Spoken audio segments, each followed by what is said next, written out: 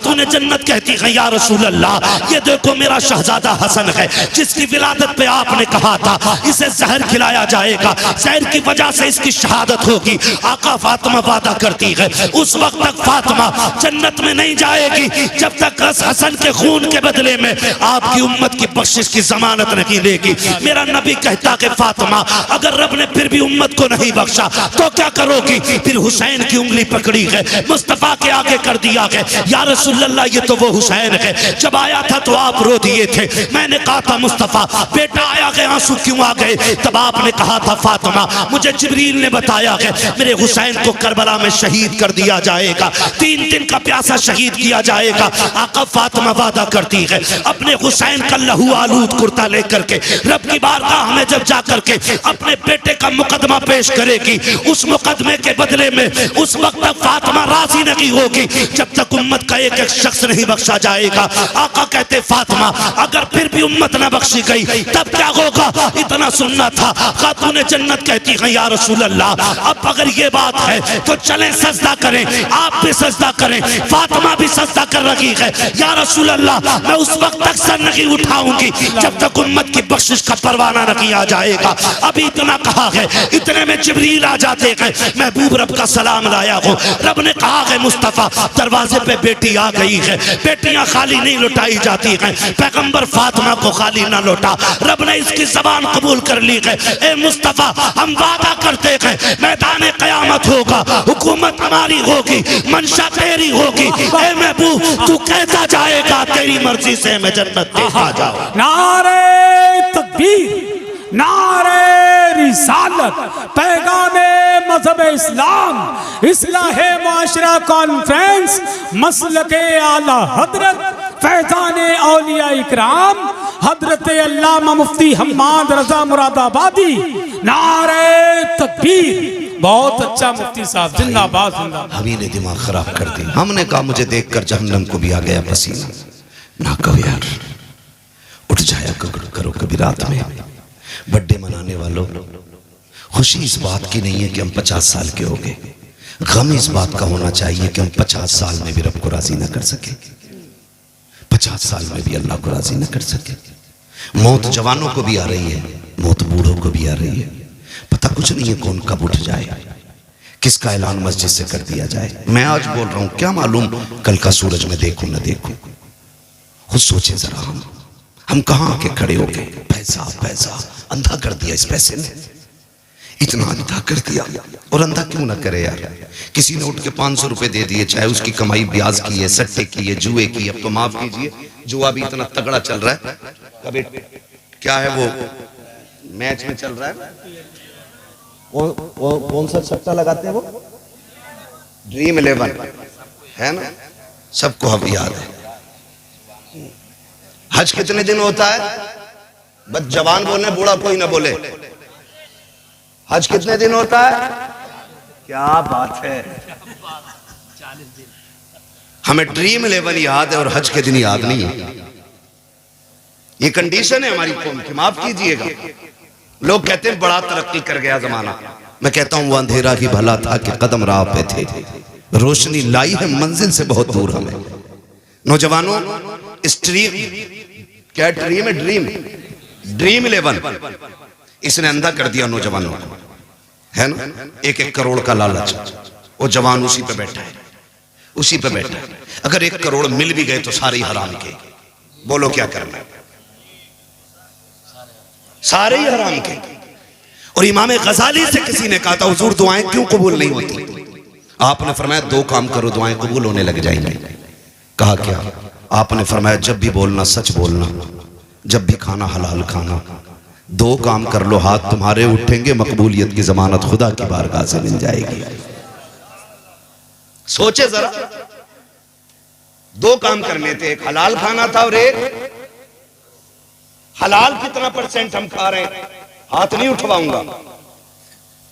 खुद अपने दिल पे हाथ रख के फैसला करें, हम जो खा रहे हैं वो हलाल। हराम वही नहीं है जो चोरी करके लाया जाए। 1 किलो की जगह 900 ग्राम जो तोल रहा है वो भी हराम खा रहा है।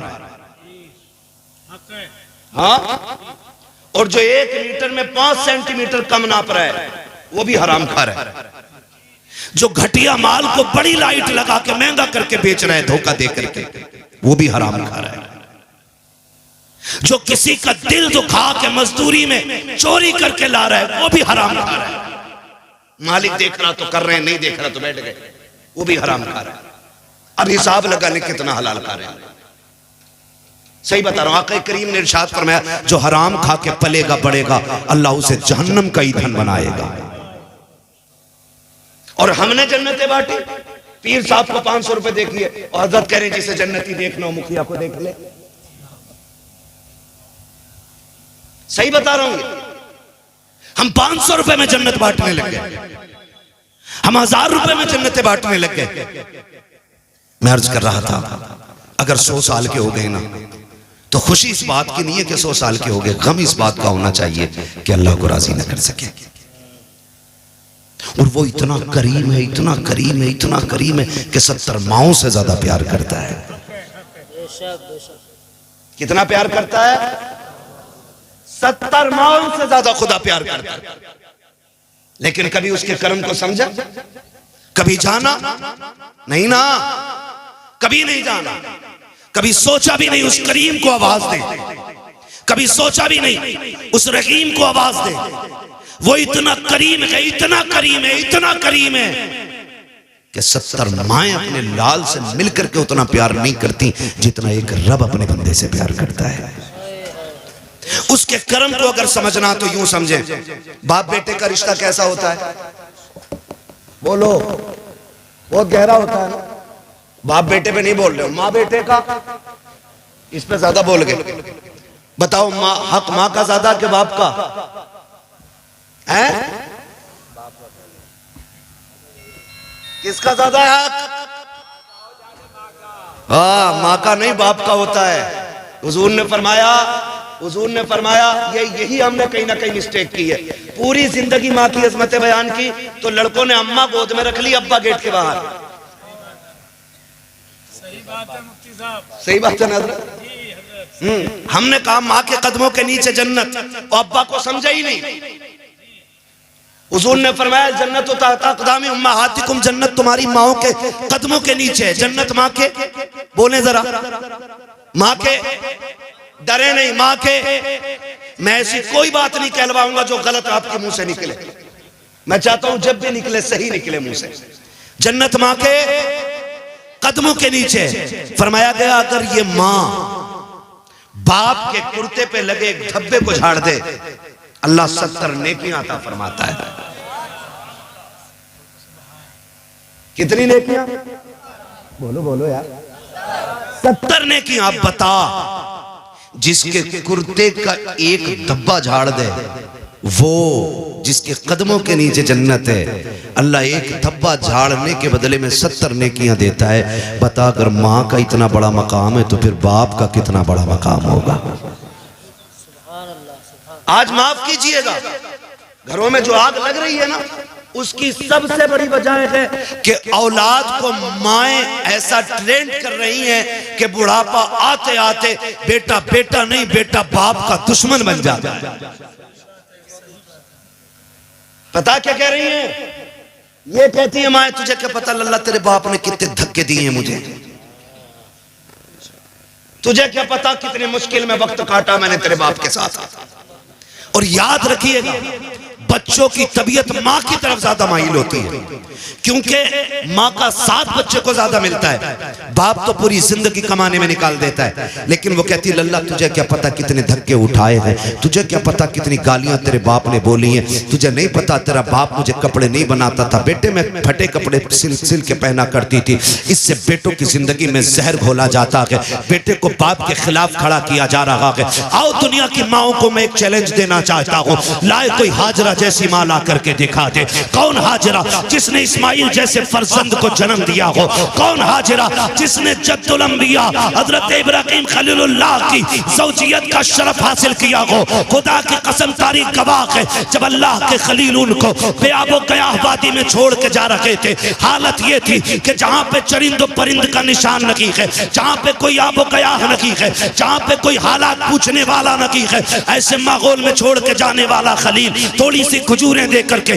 थोड़ा सा पानी दे करके जब मोड़ा था, अल्लाह के खलील ने जब सवारी को मोड़ा था, हजरत हाजरा ने तोड़ के दामन पकड़ के कहा था, खलील बताते तो जाओ, यहाँ किसके सहारे छोड़ के जा रहे हो? यहाँ कोई आबादी भी नहीं है, यहाँ पे कोई बस्ती भी नहीं है, और क्यों छोड़ के जा रहे हो?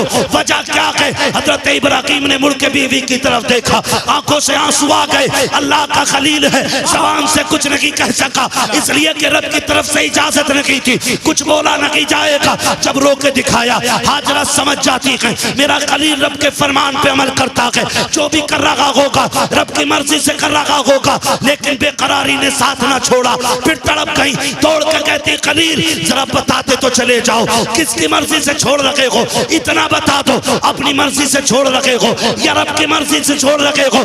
अल्लाह के खलील ने मुड़ के देखा और कहा, हाजरा मुझे इतना बता दे, कोई ऐसा बाप दुनिया में देखा है जिसको 70 साल में अल्लाह ने एक बेटा इस्माइल जैसा दिया हो, और वो भी बेटा आम नहीं बल्कि चांद से ज्यादा हसीन बेटा हो? कोई बाप इस बेटे को छोड़ करके जंगल में गया हो तो बता। कहा कभी ऐसा नहीं देखा। फरमाया सुन, मैं अपनी मर्जी से नहीं रब के कहने से छोड़ के जा रहा हूँ। फिर हजरत हाजरा ने जल्दी से खजूरें उठाई, थोड़ा सा पानी था वो भी उठाया। कहा खलील अगर रब की मर्जी से छोड़ के जा रहे हो तो ये खजूरें भी लेके चले जाओ, पानी भी लेके चले जाओ। कहा हाजरा क्यों? कहा वजह ये है जिस रब ने हमें 70 साल में बेटा दे दिया है, वही रब हमें खिला भी देगा, वही पिला भी देगा। नारे तकबीर, नारे रिसालत, मसलके आला हजरत मुफ्ती अहमद रज़ा साहब किबला, नारे तकबीर, नारे रिसालत। है तवज्जो सारे लोगों की? अल्लाह का करम है, हज का वक्त भी है और तज़किरा भी बरकत वाला मिसाल के तौर पे आ ही गया। तवज्जो है सारे लोगों की? कहा फिर ले जाओ, ले जाओ। कहा यही हुक्म है। छोड़ा, चले गए। जब गए क्या लगता है, दर्द नहीं था, तड़प नहीं थी, रोते हुए पलटे थे अल्लाह के खलील। मैं कभी कभी सोचता हूं जवान कह देता मेरे बाप को मुझसे प्यार नहीं है। कहा क्यों? कहा मेरे लिए मां रोती है, कभी बाप नहीं रोता है। तो सुने, बाप बाप होता है, मिजाज उसका सख्त होता है। ये नहीं कि तुझसे प्यार नहीं है, वो जल्दी रोता नहीं है, वो जल्दी रोता नहीं है। और अगर रोता भी है ना तो फिर छुप के रोता है। कभी खेत पे जाएगा रोने के लिए, कभी कमरा बंद करके रोएगा। वो सबके सामने नहीं रोता, क्यों? वो जानता अगर मैं टूटा तो मेरा परिवार टूट जाएगा। वो एक मजबूत सुकून होता है। अगर यकीन आपको ना हो ना, कभी तजर्बा करना। जब तुम शहर से आने में देर कर जाते हो तो ये मत सोचना कि माई रो रही थी, नींद बाप को भी बिस्तर पे नहीं आती है। मैंने सर्दियों की रात में अपने इन्हीं रोडों पे, मुरादाबाद और पीपलसाना और ये अपने इलाके के रोडों पे, मैंने बूढ़े बापों को चादर में लिपट के लाठी लेकर के रोडों पे खड़े देखा है। ख्याल आया रोके गाड़ी, शायद कोई जाने वाला होगा, मुसाफिर होगा। कहाँ जाना है चाचा? कहा कहीं नहीं। कहा फिर क्यों खड़े हो? का बेटा काम पे गया था, अभी तक नहीं आया। मैं पूछना चाहता हूं अगर प्यार नहीं होता तो सर्दी में बिस्तर छोड़ के रोड पे आके क्यों खड़ा हो गया? ये आप कैसे कह देते हो मेरे बाप को मुझसे प्यार नहीं है? आप कैसे कह सकते हो प्यार नहीं है? अगर प्यार ना होता ना तो ये मई जून की गर्मियों में अपने खून और पसीने को जला करके तेरे शौक पूरे नहीं करता। आज गाड़ियों के पीछे लिख देते हैं मेरी माँ की दुआ। जिस गाड़ी को देखो खून खोलता देख करके माँ की दुआ, माँ, क्योंकि ये बिन बाप के पैदा हुआ था। भाई 4 मंजिल मकान बना दिया, कह रहा माँ की दुआ है। अब्बा उसको देखेगा तो दर्द नहीं होगा? वो कहेगा ओवर टाइम ड्यूटी करके फीस मैंने भरी, इसके कोर्स मैंने दिया, अपने तन पे नहीं पहना, इसे ड्रेस दिलाई। आज जेब पे कलम लग गए, जेब में पैसा आ गया, आज ये कहता है ये मां की दुआ है। क्या मुंह कयामत में दिखाओगे अल्लाह को यार? उसकी कुर्बानियों का मोल क्या लगाया? वो जो सर्दी में साइकिल से जाते हुए एक्सीडेंट से मर गया वो बाप था। वो जो लाइन जोड़ते हुए खंबे पे मरा वो भी बाप था। जो बारिश में मजदूरी करते हुए बिजली गिरी मर गया वो भी बाप था। जो काम करते करते तीसरी मंजिल पे पहाड़ से गिर के मरा वो भी बाप था। जो एसी फिट करते करते शहर में गया था वहां से गिर के मर गया वो भी बाप था। और सोच जिसने सऊदी में 10 साल काट दिए वो भी बाप है। जिसने 15 साल पलट करके अपना वतन नहीं देखा वो भी बाप है। आप कहते हो बाप प्यार नहीं करता, मैं कहता हूं खुदा की कसम अगर बाप प्यार ना करता तो आज तू एसी में ना बैठता, आज तेरी जेब पे कलम ना होता, आज तेरे कंधे पे स्टार ना होते। अगर उसने प्यार ना किया होता आज माशरे में तेरा वकार ना होता। अगर उसने प्यार ना किया होता तो आज सोसाइटी में तेरी इज्जत ना होती। अगर उसने प्यार ना किया होता तो आज तू इज्जत वाला नहीं होता। खुदा की कसम मैं इतनी बड़ी जिम्मेदारी से कहता हूं अगर आधार कार्ड से इसी बाप का नाम निकाल दो तो माशरे में कोई तुझे करवट में नहीं बैठाएगा। अगर तेरा बाप ना हो, अगर बिन बाप का तू है तो कोई इज्जत नहीं देगा। खुदा की कसम यहाँ भी बाप काम आता है और आखिरत में भी बाप की इज्जतें मोहब्बतें काम आए। वाह वाह, नारे तकबीर, नारे रिसालत, मसलके आला हज़रत अस्मते वालिदैन हज़रत अल्लामा मुफ्ती हम्माद रज़ा साहिब क़िबला जिंदाबाद जिंदाबाद। कभी मत कहना यार, कभी मत कहना, बाप को कभी मत कहना, बड़ा पक्का होता है ये रोता नहीं है। सूरज देखा है? देखा सूरज कैसा होता है? क्यों? क्योंकि गर्म होता है। चांद बोले यार, जलालपुर वालों डर के ना बोलो, खुल के बोलो ताकि मुझे लगे कि बात समझ में आ रही है आपके। मेरा वक्त तो पूरा हो चला है, अगर आप सुनेंगे तो फिर मैं आगे बढ़ूंगा।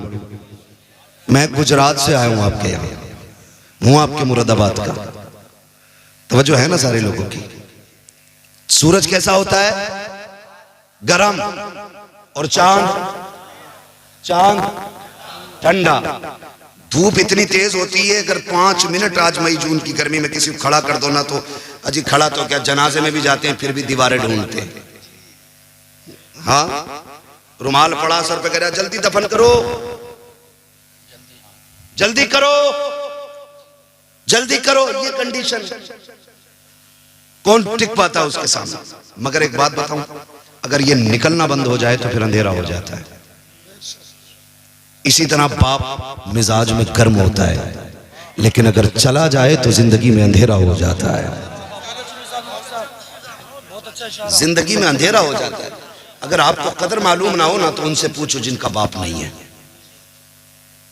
और बड़ी बात बताऊं जो मैंने अपनी जिंदगी में तजर्बा किया, किसी किताब में नहीं पढ़ा है, मैंने देखा, महसूस किया। मैंने देखा कि अगर जवान बेटा मर जाए तो लोग कहते हैं बाप की कब्र टूट गई जब से बेटे का जनाजा उठाया है, लेकिन आज तक किसी को ये कहते नहीं सुना कि जब से बाप गया है बेटे की कब्र टूट गई। जानते हो बाप होना पता ही नहीं चलता जवानी कब आ गई,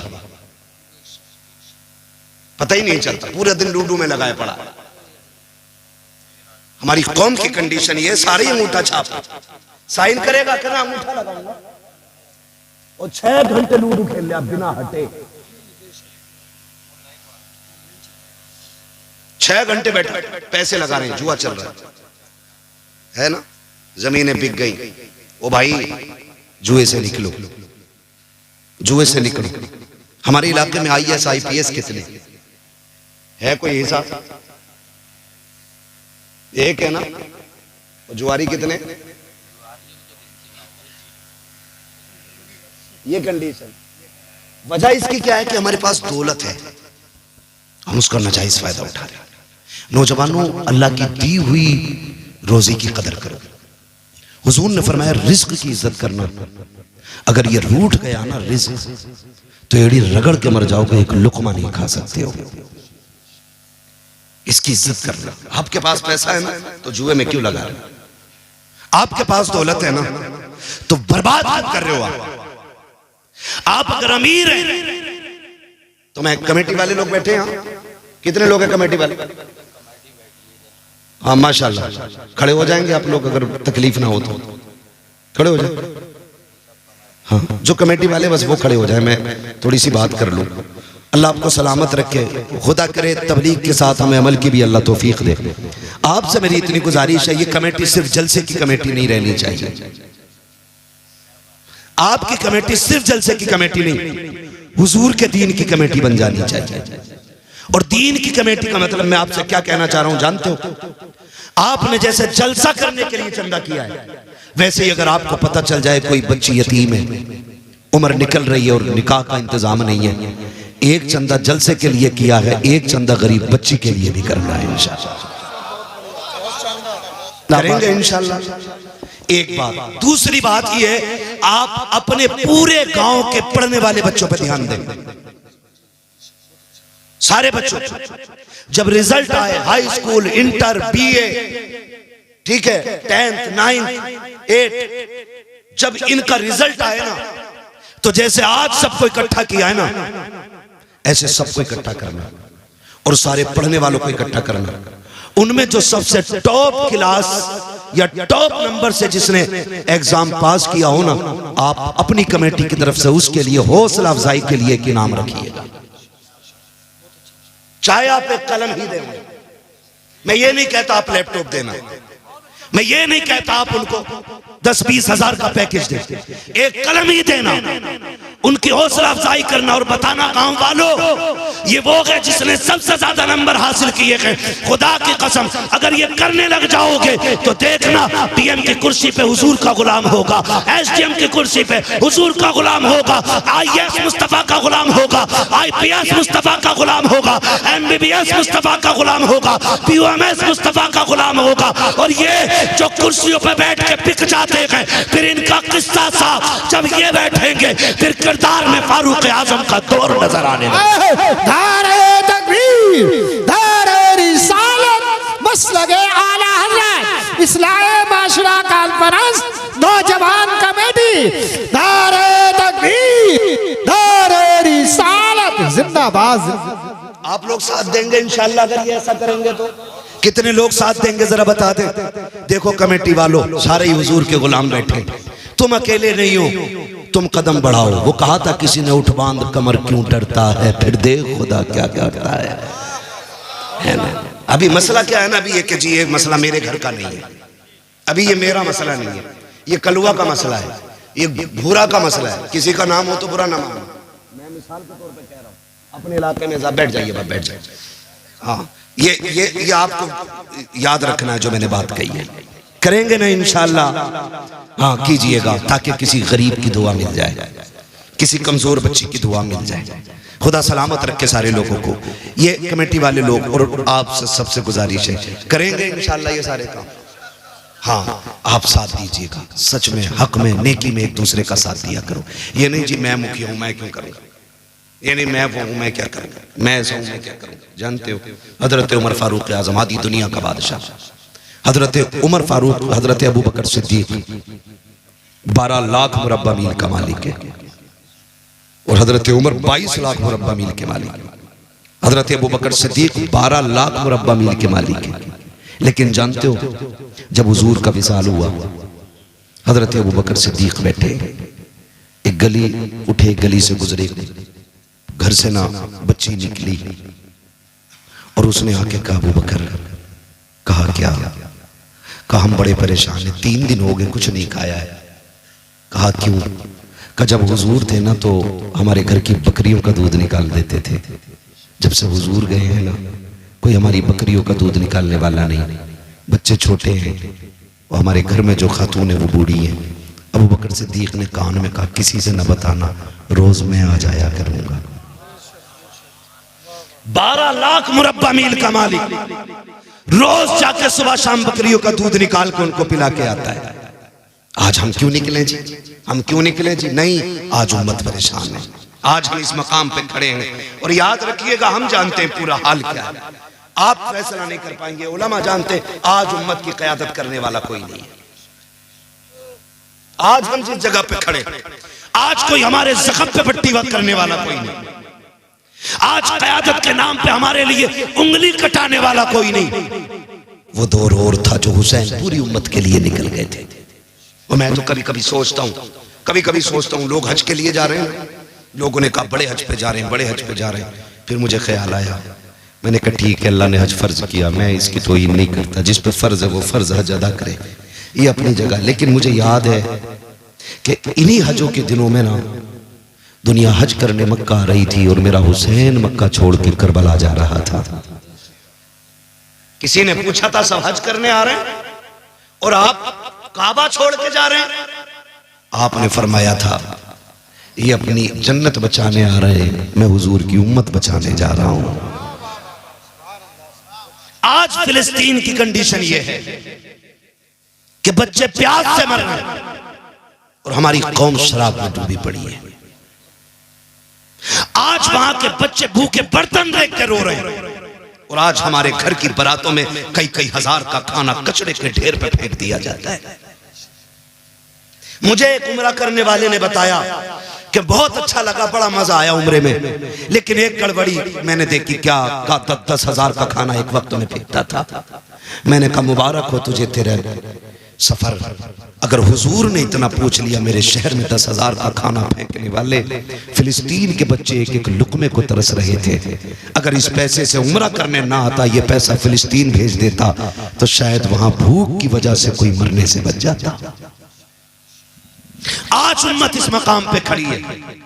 माफ कीजिएगा, सोशल मीडिया देखेंगे सुनेंगे लोग, लेकिन मैं डंके की चोट पर कहता हूं, मुझे मेरी खान का बचाने का गम है, उम्मत का कोई गम किसी को नहीं है। किसी के मजार पे वक्फ बिल को लेकर के बिल्डोजर पहुंच जाता है तो चीख जाते हैं। जब किसी उम्मत के नौजवान को लिंचिंग में मारा जाता है तब कौन खानकाह ही निकल के आता है। आपकी खानकाह पे बिल्डोजर आए तो चाहते हो पूरी उम्मत निकल के आए। और जब उम्मत का किसी माँ का 18 साल का जवान सिर्फ इसलिए मार दिया जाता है कि उसने टोपी पहन रखी है, फिर तुम खानकाहों से क्यों नहीं निकलते हो? क्या इसका नाम पीरा मुरीदी है? क्या हमारे हाथ इसलिए थामे गए कि हमसे सिर्फ चंदे वसूल किए जाएं? हमें इसलिए मुरीद बनाया गया कि हमसे तुम्हारी टेके बनती रहें? हमने तुम्हें कायद इसलिए माना है, हमने तुम्हें पीर इसलिए माना है, हमने तुम्हें रहनुमा इसलिए माना है ताकि तुम हमारे दर्द को समझो। हम कहते हैं खुदा की कसम तुम एक बार आवाज दो, सर कटाने की तुम्हें जरूरत नहीं है, सर और कफन हम एक साथ लेके खुद निकलने के लिए तैयार हैं। इसलिए मैंने इन नौजवानों से कहा कोई नहीं आने वाला अब यहां, कोई तुम्हारी मदद के लिए नहीं उतरेगा, तुम्हें अपनी मदद खुद करनी पड़ेगी। अगर यहां गरीब होंगे तो अमीर भी तो होंगे ना, होंगे पैसे वाले भी।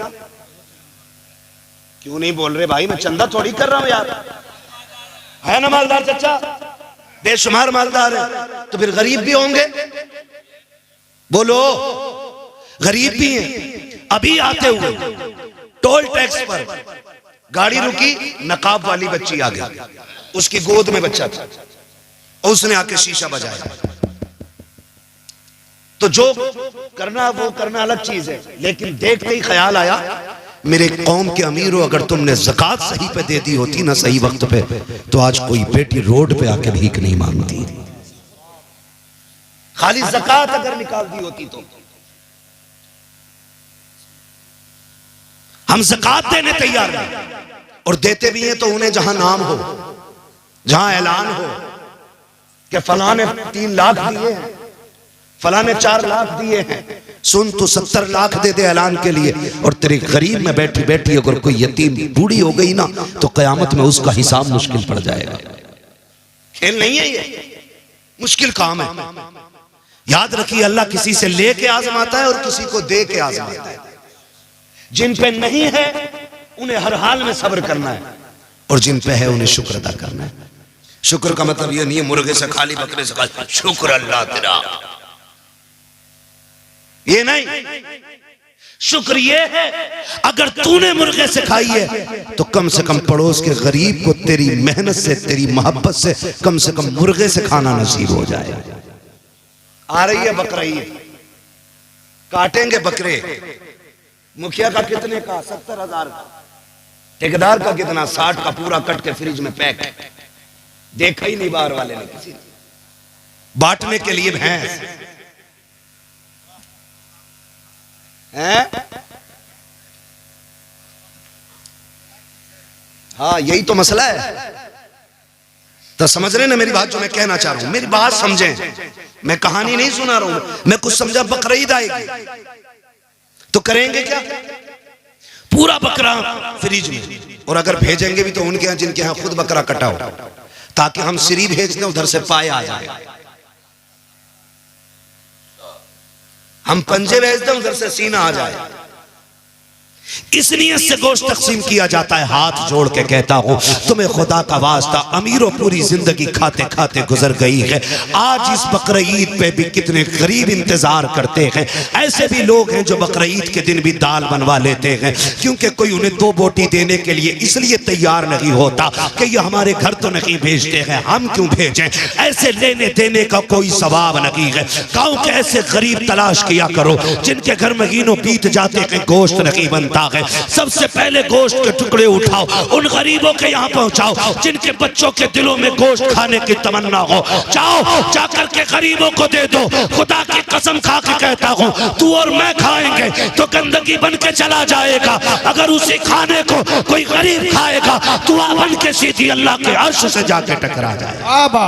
नारे तकबीर, नारे रिसालत, मसलगे आला हज़रत, उलमाए सुन्नत जिंदाबाद जिंदाबाद। करेंगे इंशाअल्लाह, सही जगह भेजेंगे, सीरी पाए के चक्कर में तो नहीं रहेंगे। मसला सुन लो, अगर एक 7 हिस्से होते बड़े जानवर में, कितने?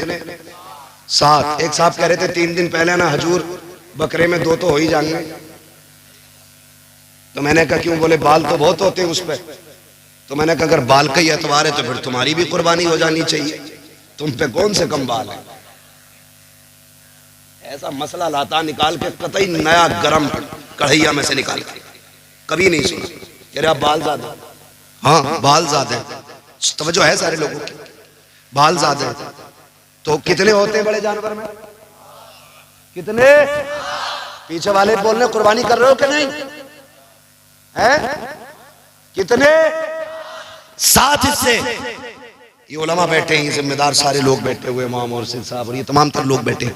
पूरी गारंटी के साथ कहता हूँ, एक बंदे की नियत भी उसमें गोश्त की हुई ना, तो 7 की कुर्बानी खत्म।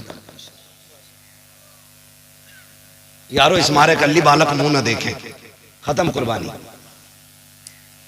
इस मारे कल्ली यार लोग कंगे बताओ इसके हैं आज भी, तुरंगे बन नहीं है, सबकी खत्म। एक की नहीं, सबकी खत्म। इसलिए हिस्से करें तो वहां गोश्त की नियत नहीं, अल्लाह की रजा की नियत होनी चाहिए। किस चीज की नियत होनी चाहिए? हाँ अल्लाह की रजा की नियत। ये मत कहना अरे यारो कल्ली आना मोटा जानवर इस मारे लाया तेरा गोश्त खाने में मजा आगा। हाँ एक तो कह रहा ना हलवाया ही लाया, देख पता ना कैसे कैसे जुमले बोले।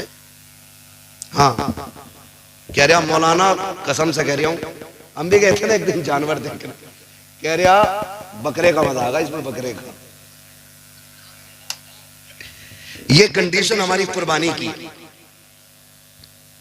तो गोश्त की नियत सिर्फ अल्लाह की रजा की नियत होनी चाहिए। और फरमाया गया कुर्बानी के दिनों में अल्लाह की बारगाह में अगर पहाड़ बराबर सोना भी खर्च कर दो तो अल्लाह को उतना पसंद नहीं जितना कुर्बानी पसंद है। करेंगे कुर्बानी। 1.5 लाख का मोबाइल है, कह रहा हिस्सा करने का हिसाब ना मुझ पे वाजिब है? पूछ रहा 1.5 लाख का मोबाइल, कह रहा यूट्यूब पे देखा था तो यूट्यूब पे भैया निकाला ना 1.5 लाख का मोबाइल। ये लेने का पैसा है, कुर्बानी करने का पैसा। मक्कार लोग हैं। फरमाया मेरे हुजूर ने इरशाद फरमाया जो कुर्बानी ना करे वो हमारी मस्जिदों में ना आए। ये उन लोगों के लिए जिन पे कुर्बानी वाजिब है और ना करते हो, फरमाया वो ईदगाह में ना आए। ईदगाह में आए वो जो कुर्बानी करे, यानी वो लोग जिन पे वाजिब है और कर रहे हैं, और जिन पे वाजिब है नहीं कर रहे हैं, हुजूर ने फरमाया वो ईदगाह में भी ना आए। अब बताओ, कह रहे कर तो लेता मौलाना 1.5 लाख का कर्जा है, अभी प्लॉट खरीदा था 70 लाख का, अभी उसे दे के निपटाऊं। ओ भाई रोटी खा रहे क्या नहीं? वो तो खा रहे हो, गेहूं को अब्बा से भर लिए थे, आटा मैंने दे दिया था, तेल तो अब्बा के कोलू का नहीं है, वो उधार लेके ला रहा हूं, तो ला उधार, कर कुर्बानी। ऐसा कोई बंदा नहीं रहना चाहिए जिस पे वाजिब हो और बहाना बना के निकल जाए। सवाब जानते हो कितना बड़ा है? फरमाया गया कि जब जानवर का गला कटता है और खून का कतरा उसके गले से जुदा होकर जमीन की तरफ आता है, फरमाया जमीन पे गिरने से पहले पहले अल्लाह कुर्बानी करने वाले के सारे गुनाह माफ फरमा देता है। समझ गए ना? वो तो निहायत सस्ता सौदा बेच रहे हैं जन्नत का, हम मुफलिस का मोल चुकाएं अपने हाथ। करेंगे कुर्बानी सारे लोग इंशाल्लाह, करेंगे इंशाल्लाह। पीछे वाले नहीं बोल रहे हैं, देखो तो सही दूसरों के चक्कर में कितने लोग हैं। कई बार तो कहते हैं अरे यार मोहल्ले से ही ताजा वही ना खाया जाता मौलाना, बाहर इसलिए बैठा ताकि लोग देख के बोटी दे जाए। समझ रहे ना? करेंगे कुर्बानी इंशाल्लाह। जिनके हाथ उठ गए हैं वो जरा बता दें कितने साहिब निसाब हैं और कुर्बानी करेंगे इंशाल्लाह। जिनके नहीं उठे हैं अल्लाह इन्हें साहिब निसाब बना दे। हाँ, इस्लाम में दो बातें, या तो लो या दो।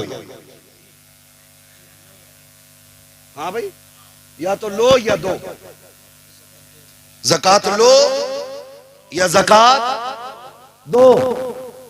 तो कितने ज़कात देने के लायक लोग हैं वो हाथ उठा के बता दे जरा। अब कितने लेने के लायक लोग हैं वो उठा दे जरा। नहीं उठाएंगे ना, क्योंकि शर्म लगती है। ठीक है जी, अब सुन लो मेरी बात, तवज्जो है सारे लोग, सुन ले, ये जरूरी बात थी, कुर्बानी आ रही है, ठीक है ना? अल्लाह करे एक बंदे का दिल भी बदल गया ना और उसने सुन के आज कुर्बानी कर ली ना, तो जितना सवाब उसको मिलेगा उतना हम सबको भी अल्लाह अता फरमाएगा। करेंगे इंशाअल्लाह कुर्बानी, करेंगे। किसके लिए? सलामत रहे माशाअल्लाह। किसके लिए? अल्लाह की रजा के लिए कुर्बानी करें। ला के बकराना गेट पे बांध दे और फिर पकड़ पकड़ के पूछना, बताओ मोहसिन साहब कितने का होगा? जबरदस्ती, अरे बता के तो जाओ यार, कोई कितनी जल्दी में? नहीं यार वो टाइम नहीं ना यार, बता के कुछ तो बता जाओ, कुछ तो। अरे लो मेरी सुन जाओ, 45 का लाया। हाँ, बकरे से ज्यादा खुद मोटा हो रहा है। ये कंडीशन है हमारी कौम की। कुर्बानी करें अल्लाह के लिए, दिखावे के लिए, दिखावे के लिए। यहां तक बात दीन की थी, अब दुनिया की बात भी सुन लो। कोई भी कुर्बानी के जानवर का गोश्त या कुर्बानी के वक्त या कुर्बानी करते हुए कोई फोटो कोई वीडियो ना ले ना नेट पे डाले। एक एक बंदा मेरी बात सुन, ना कोई फोटो ले, ना कोई नेट पे डाले, ना कोई वीडियो बनाए, ना बकरे से लिपटा हुए, बकरे से लिपट के रो रहा, मां से लिपट के कभी नहीं रोया। कंडीशन देखो। हाँ भाई, बकरे से लिपट के रो रहा है, उम्मा रोते रोते मर गई। बाप बिस्तर पे पड़े पड़े इसी उम्मीद पे चला गया शायद अब बेटा का हाल पूछ ले। बकरे के गले में हाथ डाल के कह रहा, मेरी बकरा ही थी, वो सुन कहीं तेरी ना हो जाए। तमाशा न कर, अल्लाह के लिए बकरे से लिपट के रो रहे हो। हुसैन ने 71 दे दिए थे, एक से लिपट के नहीं रो रहे। और खुल के ऐलान किया था, हम भी अल्लाह के लिए हैं, हमारी कुल कायनात भी अल्लाह के लिए है। हाँ, बात मैं उस पर नहीं करूंगा एक एंकर ने क्या बात की है अभी बकरीद और कुर्बानी को लेकर के। बस आपको मैंने इशारतन इतना बोल दिया कि आप कोई भी फोटो नहीं डालें। वादा करते हैं इंशाअल्लाह कोई वीडियो नहीं डालेंगे, क्योंकि हमारी कुर्बानी किसके लिए? किसके लिए?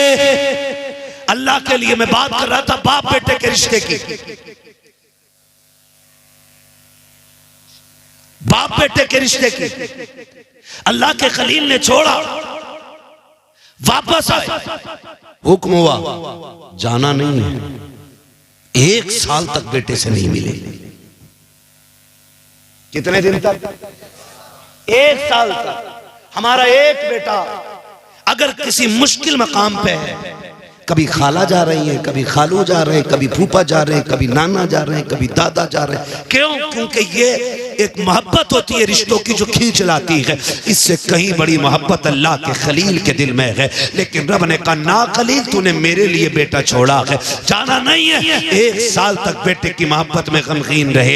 1 साल हुआ, मालिक अब तो इजाजत देते। अल्लाह ने 1 साल के बाद कहा जाओ खलील बेटे को देख आओ। ख्याल आ रहा था पता नहीं बेटा जिंदा भी होगा कि नहीं। मैंने बेआबो गया वादी में छोड़ा है, पता नहीं वो बाकी भी होंगे कि नहीं, कोई जानवर खा गया हो या भूख ने मार डाला हो। ये सारे ख्याल अल्लाह के खलील में आ रहे हैं, दिल में आते जा रहे हैं, तेजी से कदम बढ़ रहे हैं। उसी मकाम पे सवारी आ गई है जहां पे रुक करके अल्लाह के खलील ने आखिरी बार बच्चों को मुड़ के देखा था। तारीख गवाह है 1 साल के बाद जब अल्लाह का खलील आया है, उसी मकाम पे आके सवारी रोकी है। क्या देखते हैं? जहां तनहा हजरत इस्माइल को छोड़ा है, जहां तनहा हजरत हाजरा को छोड़ा है, अब वहां तन्हाई नहीं है। एक शहर आबाद होने लग गया है, एक बड़ी बस्ती लग गई है, वहां पे चश्मा भी है, वहां लोगों की भीड़ है। अल्लाह के खलील देख रहे हैं, आंख में आंसू है। हुक्म होता है खलील जा तो रहे हो लेकिन सवारी से उतरना भी नहीं है। बेटे को सीने से नहीं लगाना है। वो बकरों से लिपट के रोने वालों, उनसे ज्यादा बाप से ज्यादा बकरों से प्यार करने वालों, अल्लाह के खलील को हुक्म हो रहा है सवारी से उतरना नहीं है। खलील सवारी पे बैठे हैं, हजरत हाजरा की निगाह पड़ जाती है। क्या लगता है जब हाजरा ने पहली निगाह देखा है, जो साल भर से उम्मीदें सीने में दफन थी वो सारी उभर के बाहर आ जाती है। फिर से उम्मीदों का चिराग जला, मेरे सरताज आ गए हैं, शायद या तो साथ रखेंगे या साथ लेके जाएंगे।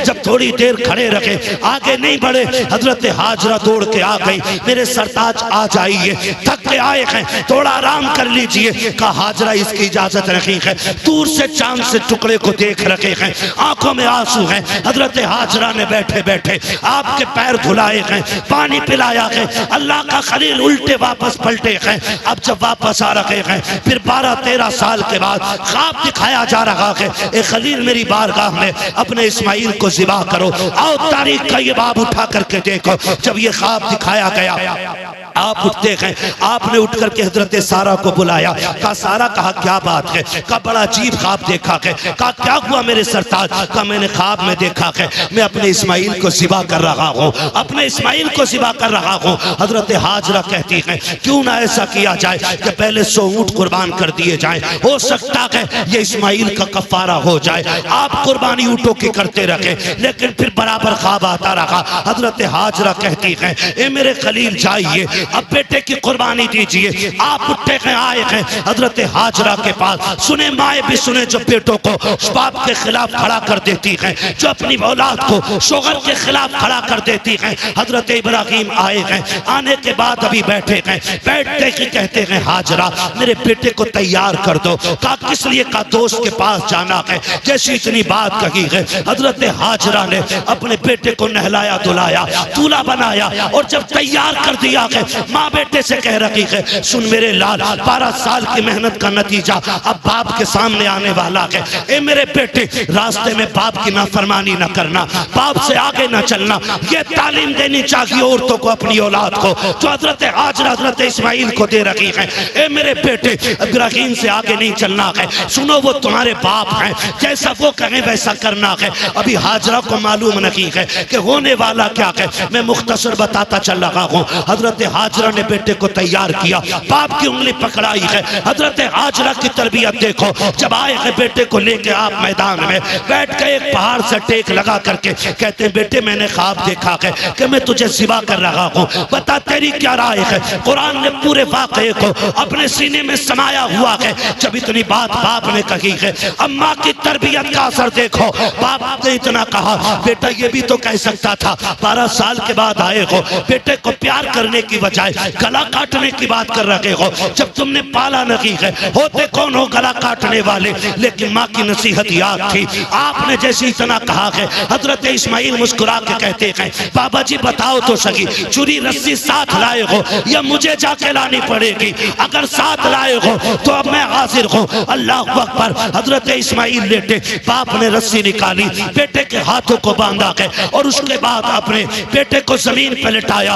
हजरत इस्माइल कहते हैं, अब्बा रस्सी खोल दीजिए। कहा क्यों? कहा ताकि दुनिया ये ना समझे बेटा मजबूरी में ज़िबा हुआ था।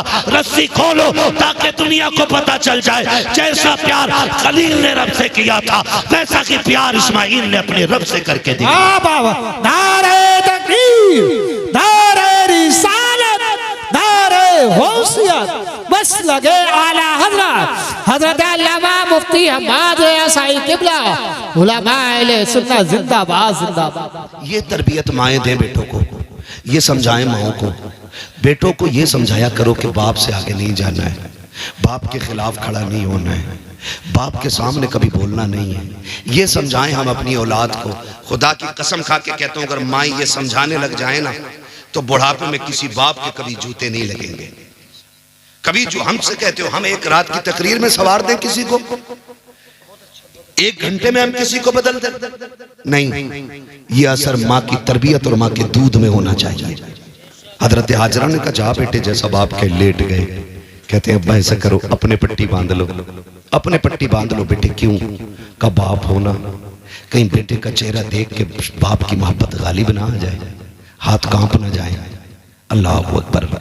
आपने पट्टी बांधी, बेटे के गले पे छुरी चली, अल्लाह ने जन्नत से दुम्बा भेज दिया, वो कट गया। हजरत इस्माइल बच गए। पट्टी खोल के देखा तो दुम्बा ज़िबा हो चुका था अल्लाह का। इस्माइल मुस्कुरा रहा था। तारीख गवाह है, अल्लाह को याद आई, इतनी पसंद आई, इतनी पसंद आई, अल्लाह ने इसी अदा को हज बना डाला है। कहा, इब्राहिम तूने इतनी बड़ी कुर्बानी दी है तो सुन, अब जो भी आएगा, जो भी आएगा हज करने आएगा तो तेरी इसी अदा को अपनाएगा। हाँ, इतनी पसंद रब को आई, इतनी पसंद आई रब को, इतनी पसंद आई कि फरमाया फिर महबूब भी मेरा आएगा ना हज करने तो सुन, शहर उसका होगा, सुन्नत तेरी अदा करेगा, सुन्नत तेरी अदा करेगा। सफा मरवा की सही हो या फिर कुर्बानी हो या फिर शैतान के कंकरी मारना हो, ये सब अल्लाह के खलील की निशानियां और उनकी यादगार है ना। तो आपसे गुजारिश है, माओं से गुजारिश है, बहनों से गुजारिश है, अल्लाह तुम्हें औलाद देना, उसे शोहर के खिलाफ खड़ा ना करना, उसे शोहर के साथ खड़ा करना, उसे शोहर की कमजोरी नहीं, उसे शोहर की मजबूती बनाना। और याद रखना, जो लड़कियां ये चाहती हैं कि हम शहजादी बन के रहें तो वो अपने शोहर को बादशाह बना के रखें, खुद ब खुद वो शहजादी बन के रखने लग जाएंगी। अगर तुम अपने शोहर को मोहताज बना दोगी तो तुम कभी रानी बन के नहीं रह पाओगी। इसलिए कि शोहर की बीवी की इज्जत शोहर की इज्जत में होती है। तो मैं बहनों से गुजारिश करूंगा कि वो अपने बच्चों को सही तरबियत दें। नौजवानों से गुजारिश करूंगा, जो भी काम करें अल्लाह रसूल की रजा के लिए करें। वक्त आ रहा है, तेरी मेरी मौत का भी वक्त आ रहा है, कर लो कुर्बानियाँ। कई बार ऐसा होता है, कुछ लोग ये कहते हैं नहीं जी मैं 7 कर चुका, अब मुझे कुर्बानी की ज़रूरत नहीं है। 7 नहीं, अगर 70 भी कर चुके और साहिब निसाब हो ना तो आखिरी सांस तक कुर्बानी करना पड़ेगी। मेरे हुजूर हर साल अपनी उम्मत की तरफ से कुर्बानी फरमाया करते। हाँ, अपनी उम्मत की तरफ से। या रसूलुल्लाह उम्मत की तरफ से क्यों फरमाते थे कि जो उम्मत में ऐसे भी होंगे ना जिनसे कुर्बानी करने की हैसियत नहीं होगी, फरमाया ऐलान कर दो क़यामत तक उन गरीब उम्मतियों की तरफ से मैं कुर्बानी करके जा रहा हूँ। आज जो साहिबे सरवत लोग हैं उनसे कहूँगा, जहाँ आप अपने नाम की कुर्बानी कर रहे हैं, बीवी के नाम की कर रहे हैं, अब्बा के नाम की कर रहे हैं, अम्मा के नाम की कर रहे हैं, एक हिस्सा मदीने वाले मुस्तफ़ा के नाम का भी डाला करें। डालेंगे इंशाअल्लाह, बोले यार डालेंगे इंशाअल्लाह। एक हिस्सा हुजूर के नाम का भी, हुजूर ने हमारे नाम की है, हम हुजूर के नाम की भी कुर्बानी करेंगे। और हुजूर ने उम्मत का कितना ख्याल फरमाया। हुजूर ने फरमाया जो कुर्बानी करने का अहल ना हो, कमज़ोर है, गरीब है, नहीं है उसकी ताकत कुर्बानी करने की, फरमाया सुनो, फिर वो पहली तारीख से लेकर के कुर्बानी तक नाखून और बाल ना काटे। अगर इतने दिनों तक उसने अपने नाखून और बालों को रोक करके रखा तो अल्लाह उसको भी हज का सवाब, कुर्बानी का सवाब अता फरमाएगा। कुर्बानी का अल्लाह सवाब अता फरमाएगा। तो मेरी आपसे गुजारिश है, जिन पर वाजिब है वो करें, जहां अपने हिस्से करें हुजूर का भी करें, हुजूर का भी करें। हुजूर हमारी तरफ से आपके लिए, हो सकता हमारा मकबूल ना हो, हुजूर के सदक़े में साथों के साथ मकबूल हो जाए। करेंगे ना इंशाअल्लाह, सारे वादा करते हैं इंशाअल्लाह। फरमाएगा या अय्युहल्लज़ीना आमनू उदखुलू फ़िस्सिल्मि काफ़ा, ईमान वालों पूरे पूरे इस्लाम में दाखिल हो जाओ। बहुत थक गया हूं भाई। चाचा 2 मिनट और, बस 2 मिनट है ना। आपको मैं सलाम करता हूँ। इस उम्र में बड़े बड़े जवान देखो ऐसे मैंड पे बैठ गए जाके जैसे कमरे टूट गई हैं, और आप अभी तक इतने मजबूत बैठे हैं। वो बैठना चाहिए पुराने चावल हो आप। नहीं 1.5 घंटा होने वाला भाई। मैं 1 घंटे से ज्यादा तो मैं डॉक्टर की मर्जी के खिलाफ बोल रहा हूँ, और फिर 1.5 घंटा इतने अच्छे लोग हैं आपको पता ही नहीं चला कब हो गया है। बस आपसे मेरी गुजारिश है, जो बातें मैंने कही हैं उस पर अमल होगा इंशाअल्लाह। कमेटी वालों गरीबों के लिए भी चंदा करेंगे इंशाअल्लाह। जो अच्छी तालीम हासिल करेंगे, अच्छे नंबरों से पास होंगे, उनको भी इनाम देकर के पढ़ने वालों के अंदर तालीम का जज्बा पैदा करेंगे इंशाअल्लाह। करेंगे ना इंशाअल्लाह, साथ देंगे सारे लोग इंशाअल्लाह, सारे लोग साथ दें इंशाअल्लाह। हम अपने बच्चों को पढ़ाएंगे और दुनिया को बताएंगे हुजूर के गुलाम तुम्हारे मोहताज नहीं है। हुजूर के गुलामों को अल्लाह ने इतनी अकल दी है, जरा सी मेहनत करेंगे तो अपने वक्त के सबसे बड़े साइंसदान बन के दिखाएंगे इंशाअल्लाह। करेंगे। और अमीरों से गुजारिश है, बस वक्त बहुत है वरना बात कह के जाता, मैं भी थक गया हूँ और सफर भी लंबा था, माफ कीजिएगा बार बार दोहराना पड़ रहा है इस बात को, इसलिए कि आप इसरार कर रहे हैं। मैं आपसे बता दूं, स्कूल हमारे होने चाहिए, कॉलेजेस हमारे होने चाहिए, हॉस्पिटल्स हमारे होने चाहिए। हमारी कौम के पास पैसा आ जाता ना, डायरेक्ट होटल खोल देता। अल बकरा, हाँ अल ऊंट, ऐसे ऐसे होटल खोल लिया है ना। तो नहीं, अल्लाह ने पैसा दिया स्कूल खोल दो, और ऐसे स्कूल खोलो जिसमें पढ़ने वाली भी बेटी हो और पढ़ाने वाली भी बेटी हो।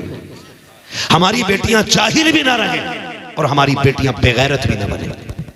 आए दिन कोई भी नकाब उतरवा देता है, हम कहते यार कहां भेजें, फिर बताओ कहां भेजें। वो भेजना जो होटल खोला उसमें भेज पढ़ने। पेट्रोल पंप लगा लेते, ज्यादा पैसा आया भट्टे लगा लिए, हो गया काम। सबको अपनी फिक्र है, समझ रहे मेरी बात।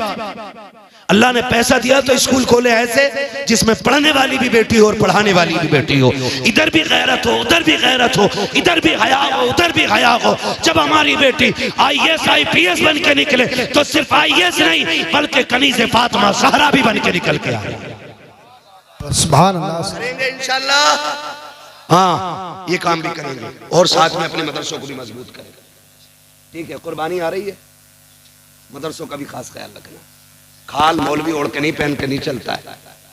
पैसों से बच्चे नहीं पालता, उससे दीन पलता, दीन। उससे हमारे बच्चे आलिम बनते, उससे हमारे बच्चे हाफिज बनते। ठीक है ना। कुर्बानी करें जिन पे कुर्बानी वाजिब है। कमेटी वाले अपना पूरा वो जिम्मेदारी निभाएं। ऑपरेटर साहब है भैया, इसको थोड़ा इको दे दो, थोड़ी आवाज दे दो ताकि मैं शजरा सुना दूं। हज़रत का हुक्म हो रहा है कि शजरा सुना दिया। सुनेंगे जरा बोल दे सुभान अल्लाह। क्या बात है, इतने बड़े मजमे पे आवाज भारी निकल गई है। अब जरा मजमे वाले बोल दे सुभान अल्लाह। कुछ लोगों ने तो खाली हाथ लगा के जो हम साथ हैं। यहाँ कोई डीलर का लक्षण हो रहा, जितनी जोर से हाथ उठाए उतनी जोर से बोले सुभान अल्लाह।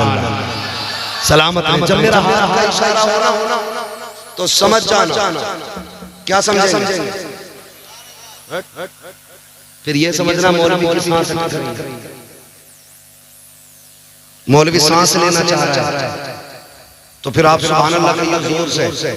जब आप जोर से सुभान अल्लाह कहोगे, आड़ में लंबी सांस ले लूंगा, आपको नेकी मिल जाएगी, मुझे सांस बात साफ अच्छी है ना। धोखा दे करके सुभान अल्लाह कहलवा के अपना काम नहीं निकालना। बता दूं मैं सांस लेने के लिए कहलवा रहा हूं। ठीक है ना। अब कितनी जोर से बोल सकते, बोले सुभान अल्लाह। ये बीच वाले लोग नहीं बोल रहे, पैसे ले जाओ मगर सुभान अल्लाह। अब मेरा साफ है ना। बोले जरा सारे सुभान अल्लाह। आदम के बेटे साथ मत छोड़ो, नमाज जनाजा नहीं पढ़ा रहा हूँ, जो तकबीर पूरी कर बैठूंगा। साथ नहीं दोगे बीच में से हट जाओ, साथ दोगे पूरा शजरा सुना। ठीक है ना साहब तो नहीं थोड़े चचा घूर के ना देखो, मैं घर चला जाऊंगा, थोड़ी देर का मेहमान यार, कब हटेगा, कब हम जाए, मर्जी है तुम्हारी, जा सकते हैं लेकिन जाओगे कैसे मुझे पता है। जब अजमेर वाला बैठा दे ऊंट नहीं उठते, मदीने वाला बैठा दे तो गुलाम कैसे उठ जा सकते। जाना नहीं है और जा भी नहीं सकते, महबूब की महफिल को महबूब सजाते हैं, आते हैं वही जिनको सरकार बुलाते हैं। ठीक है ना, सारे मिलके बोल दे सुभान अल्लाह। आदम के बेटे शीश के बेटे अनस के बेटे कैनान के बेटे मैलाइल के बेटे ब्यारत के बेटे इदरीस के बेटे मुतवश्शिम के बेटे लबक नेक के बेटे नूह के बेटे साम के बेटे जुला के बेटे साले के बेटे आबिर के बेटे दाता के बेटे रावा के बेटे सारू के बेटे नाखुन के बेटे तारिक के बेटे इब्राहिम खलीलुल्लाह के बेटे इस्माइल ज़बीहुल्लाह के बेटे केदार के बेटे अवाम के बेटे अमन के बेटे साबित के बेटे सलमान के बेटे रईसा के बेटे इलियासा के बेटे ओद के बेटे हव्वा के बेटे अदनान के बेटे मोहित के बेटे नदान के बेटे मुदर के बेटे इलियास के बेटे मुदरिका के बेटे खदीमा के बेटे किनाना के बेटे नदर के बेटे मालिक के बेटे फार के बेटे गालिब के बेटे लूई के बेटे काब के बेटे मुर्रा के बेटे किलाब के बेटे कुसै के बेटे मनाफ के बेटे हाशिम के बेटे अब्दुल मुत्तलिब के बेटे अब्दुल्लाह के बेटे मोहम्मद रसूलुल्लाह। कि हम वो हैं जिनके लिए हुजूर ने रो रो करके जन्नत की दुआएं मांगी हैं। मैं ये कहता हूँ कि अगर पूरी जिंदगी के एहसानात और इनामात अपनी जगह हो और सिर्फ ये सोच लें कि हम हुजूर की उम्मत में पैदा किए गए हैं, ये हमारे ऊपर सबसे बड़ा एहसान नज़र आता है। क्योंकि हमें अल्लाह ने हुजूर की उम्मत में बनाया। आवाज़ आती है अपने महबूब की उम्मत में बनाया मुझको, शुक्र किस तरह करूँ मालिक को मौला तेरा, शुक्र किस तरह करूँ मालिक को मौला तेरा। लेकिन हाय अफसोस, सद अफसोस कि हम हुजूर के रिश्ते ही भूल गए, हम अपने ताल्लुकात ही भूल गए।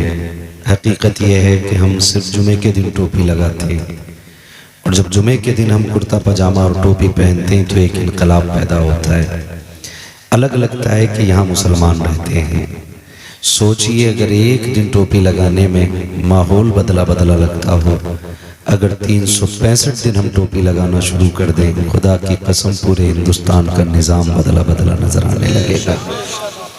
आज हम दूसरों के रोने रोते हैं कि ऐसा हो रहा है, हमारे साथ वैसा हो रहा है, लेकिन बुरा न मानिए, सच यही है कि दिल के फपोले जल उठे सीने के दाग से, इस घर को आग लग गई घर के चिराग से। किसी की माँ ने इतना दूध नहीं पिलाया है कि हुजूर की उम्मती का एक बाल भी बेका कर सके। लेकिन माफ़ कीजिएगा, अगर हम जेलों का जायज़ा लें तो उसमें अक्सर वही लोग फंसे होंगे जिनको हमने खुद फंसाया होगा।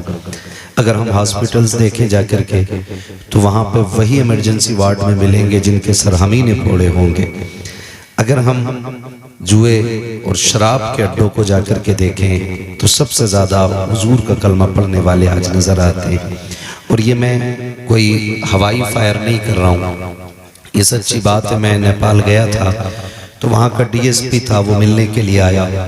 उसने कहा मैंने तुम्हें कई बार सुना है, मैं आपसे इतना कहने के लिए आया हूँ कि शायद लगता है आपकी बात से कुछ असर हो, क्योंकि आप बात ऐसे करते हैं कि लोग समझ लेते हैं।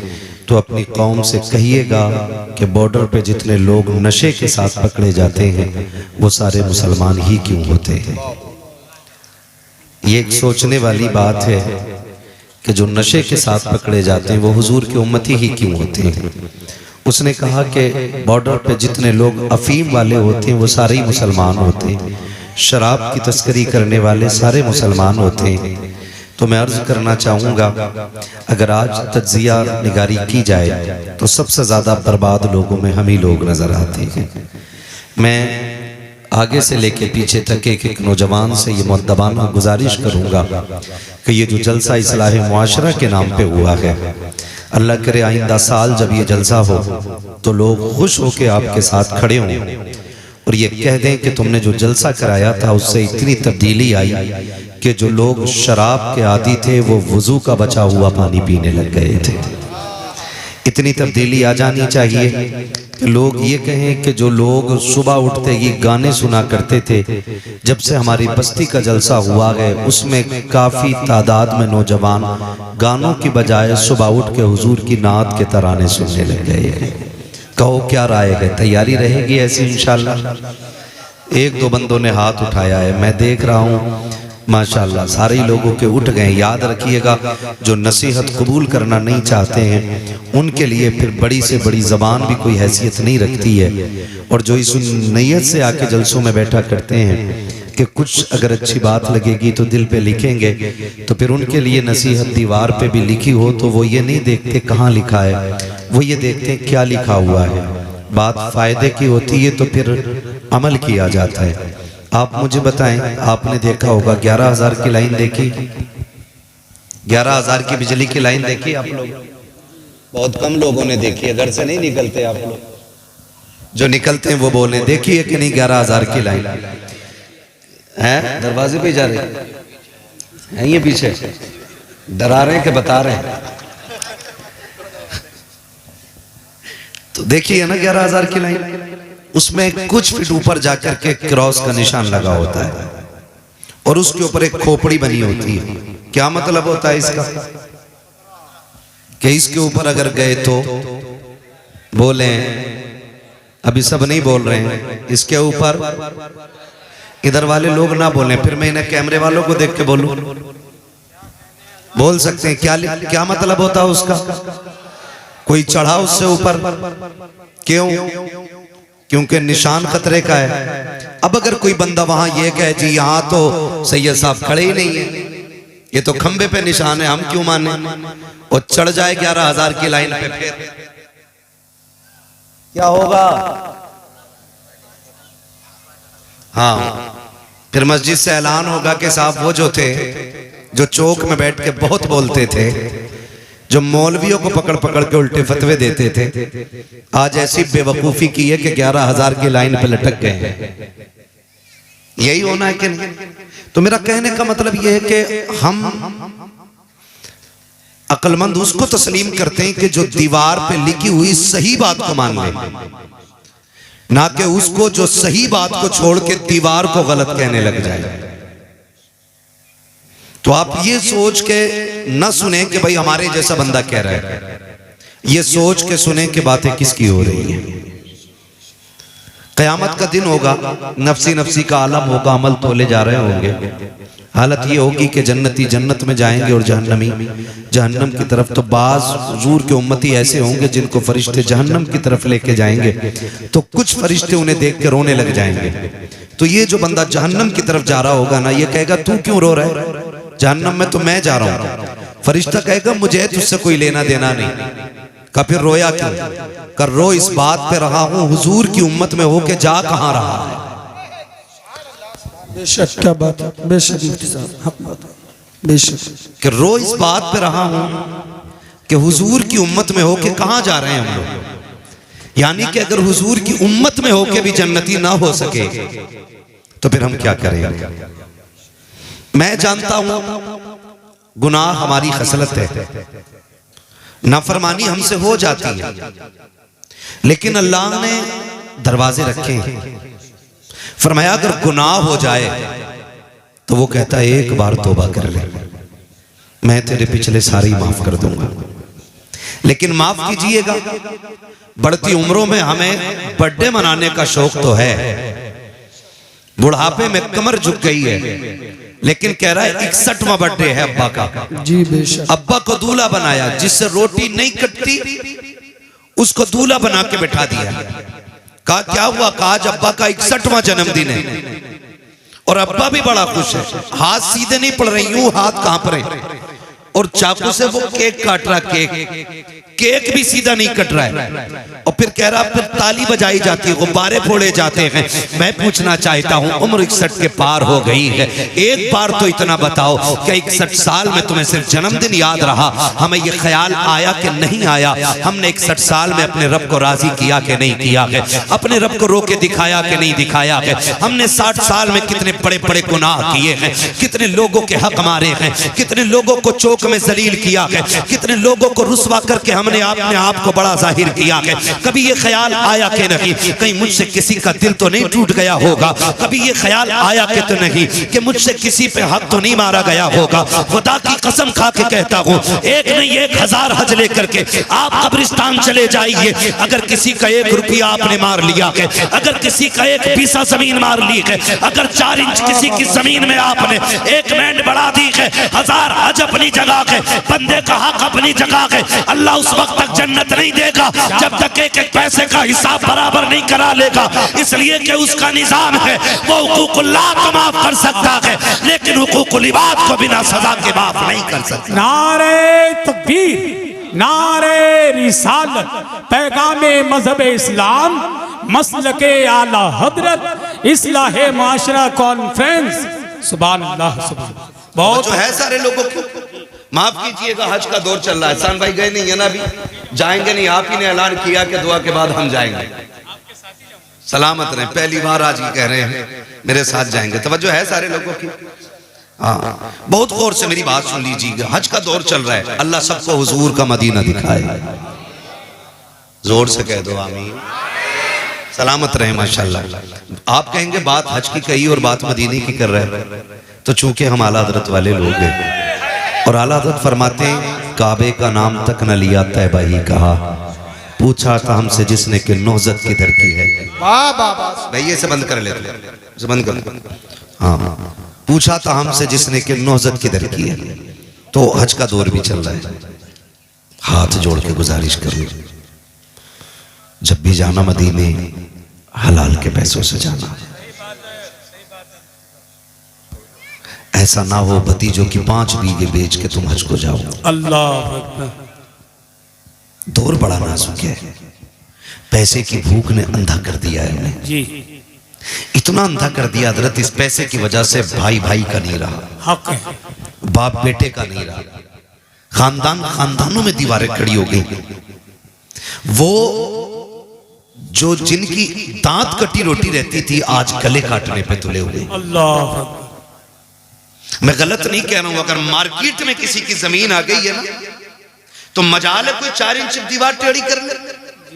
मैंने तो यहां तक देखा मकान बिगड़ जाता है लेकिन दीवार लोग सीधी नहीं करने देते। सही बात है।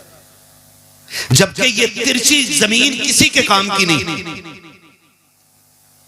ओ हाजियों, नमाजियों, 7 वक्त की नमाज पढ़ने वालों, मस्जिद में सफेद कपड़े पहन के जाने से कमाल नहीं होता है, मस्जिद में दिल साफ करके ले जाने में सबसे बड़ा कमाल होता है। हक है। सुभान अल्लाह। मस्जिद में दिल साफ होना चाहिए, वरना कंडीशन ये बैठा यूं अत्तहियात पढ़ रहा, करवट में झांक रहा। कौन है मेरी करवट में? कई बार मैंने देखा जाके खड़े हो ना तो ऐसे कन्या के देख रहा, आया कौन है? तो बताओ ऐसी नमाज से कोई फायदा? बोलो, ये कड़वी सच्चाई है। अभी सैयद साहब क़िबला ने कहा कि जन्नत यहां मुफ्त नहीं बट रही है, जन्नत मुश्किल है। तो कंडीशन नमाज में भी ना कन्या के देख रहे। अगर ईद के दिन गया है ना तो ईदगाह में ना सबके दामन देख रहा है, इसने कौन से कपड़े पहने। अगर अपने कपड़े अच्छे ना तो जानबूझ के कहता तुमने कपड़े कहां से लिए, ताकि वो मेरे देख ले। ये कंडीशन हमारी इबादतों की। बताओ वो नमाजें कबूल होंगी कि जिसमें एक दूसरे को पढ़ते पढ़ते छोटा दिखाया जा रहा है, या फिर वो नमाजें कबूल होंगी जिसमें सजदे में सर कटाया जा रहा है। अल्लाह अल्लाह, सुभान अल्लाह। हम खड़े कहां हैं? हमारे पास एक तो नमाजें हैं कि नहीं, और अगर हैं भी तो वो किसी को छोटा दिखाने की है, किसी से बढ़ जाने की है, या खुद को आला दिखाने की है, दूसरे को जलील करने की है। ऐसी नमाजों से फायदा क्या है? मैं गलत नहीं कह रहा हूं। मस्जिद में जाते हैं जो इमाम लोग हैं तस्दीक करेंगे, यूं जाके सब में टोला मार रहा है, क्योंकि आज जो है ना उसने कलफ लगे कपड़े पहने। वो कह रहा है इमाम साहब इसमें धूल निकल रही है, झाड़ू नहीं लगी थी। तो पहली बात सुने, मस्जिद का इमाम किसी के बाप का नौकर नहीं। मस्जिद का इमाम सिर्फ रसूल पाक का नौकर होता है। उससे कहते कि भाई ये धूल निकल रही है मस्जिद में, झाड़ू नहीं लगी। जब बंदा इस तेवर में बात करता है तो मशीयत का नकीब आवाज दे के कहता, नादान, ये जो सफ की धूल है ना, ये एक लोटे से भी धुल सकती है। ये जो मिट्टी लगी है ये एक बाल्टी पानी से धुल जाएगी, लेकिन जो मैल तो दिल में लेकर के आया है ये 7 समंदर से भी नहीं धुलेगा। अगर मेरी मस्जिद में आना है तो इस मिट्टी को साफ न कर, उस मैल को साफ कर जो दिल के अंदर है। मालिक वो कैसे साफ होगा? तो मशीयत का नकीब कहता है, जब दुनिया सो रही हो तो मुसल्ले बिछा दे, अपने गुनाहों की फहरिस्त दे, मुझे रो के दिखा दे, मैं तेरे गुनाहों को साफ करके दिखा दूं। सुभान अल्लाह, सुभान अल्लाह, बहुत गुनाह साफ करके बहुत दिखा अच्छा। दूं। लेकिन हम तो मस्जिद की सफाई इसलिए नहीं करते क्योंकि हम सेठ हैं, हम मुखिया हैं, हम प्रधान हैं। सुनो भाई, मुखिया हो या प्रधान हो, मैंने रिश्तों के लिए सबको परेशान देखा है। छोटा इसलिए परेशान है कि जहेज में देने के लिए कुछ नहीं है। माफ कीजिए, अब हमारी बरादरी में ये चलन इतना चल गया है कि 10-10, 15-15 लाख की निबांडे हो रही, और जिनकी रोड पे जमीन आ गई है ना, तो वो तो छत पे चढ़ के मूत रहा। बाप ने पूरी जिंदगी कसाई की दुकान के आगे के छीछड़े इकट्ठे किए, आज जमीन रोड पे 2 बीघे आ गई, 2 करोड़ मिल गए, तो अब दूसरे की हैसियत ही कोई नहीं। अब बैठ के कह रहे, अरे हड्डियां लेके जाता, उसे क्या पता गोश्त क्या चीज है। ये कंडीशन हमारी है। छोटा इसलिए परेशान है कि दामाद खरीदने के लिए पैसा नहीं, और बड़ा इसलिए परेशान है बेचारा कि उसकी बराबरी का कोई नहीं मिल रहा है। कह रहा, मौलाना कोई बराबर के आदमी मिले तो रिश्ता कर रही हो, क्यों तू 18 फीट का है? बता भाई, तेरे घर की चारपाइयां 11 फीट की होती हैं, तेरे घर की जो चौखट है वो 20 फीट की लगी है। किस चीज में बराबरी कर रहे हो? आग लग गई है कौम में, आग लग गई है। खुदारा इस आग को बुझा दो। अगर ये आग नहीं बुझी तो आज मेरी बेटी बूढ़ी हो गई है, कल आपकी बेटी बूढ़ी हो जाएगी।